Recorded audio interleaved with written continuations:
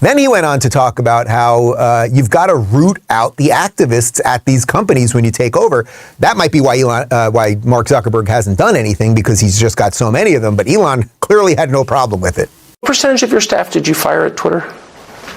One of the great business stories of the year. I think we're about 20% of the original size.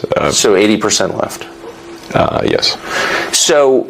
I mean, a lot of people voluntarily. Sure. But it's 80% are gone from the day you took over. That's correct, yes. So how do you run the company with only 20% of the staff? It turns out you don't need all that many people to run Twitter. But 80%? That's a lot. Yes. If you're not trying to run some sort of glorified activist organization and you're not care that much about censorship, then you can really let go of a lot of people, it turns out. How many others, without naming names, but how many, I had dinner with somebody who runs a big company recently who said, I'm really inspired by Elon. And I said, the free speech stuff? He goes, no, the firing the staff stuff. Yeah. How many other CEOs have come to you to talk about this? I spend a lot of time at work, so it's not like I'm meeting with lots of people. They see what actions I've taken,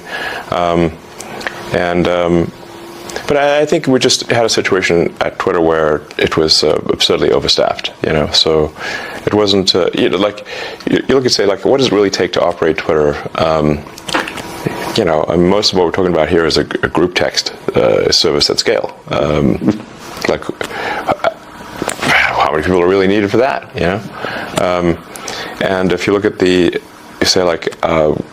what has been the product development over time with Twitter, and years versus product improvements, and it's like a pretty flat line. So what are they doing? It took a year to add an edit button that doesn't work most of the time. I feel like there's a comedy situation here. You're not making cars, it's very difficult to make cars, or get rockets to orbit. So, the real question is, how did it get so absurdly overstaffed? This is insane. Anyway, and it's clearly working. In fact, I think it's working better than ever. We've increased the responsiveness of the system by, in some cases, over 80%. We're trying to make Twitter the most trusted place on the internet, the least untrustworthy place on the internet. I don't think anyone should trust the internet, but maybe we can make Twitter the least untrustworthy. So he bought a very faulty product by his own estimation, right? He called that thing a fractal Rube Goldberg machine. The code in this thing is really messed up. The government was involved in this thing. There are activists at the organization actively trying to take the company down. He bought it for a cool $45 billion, something like that, right?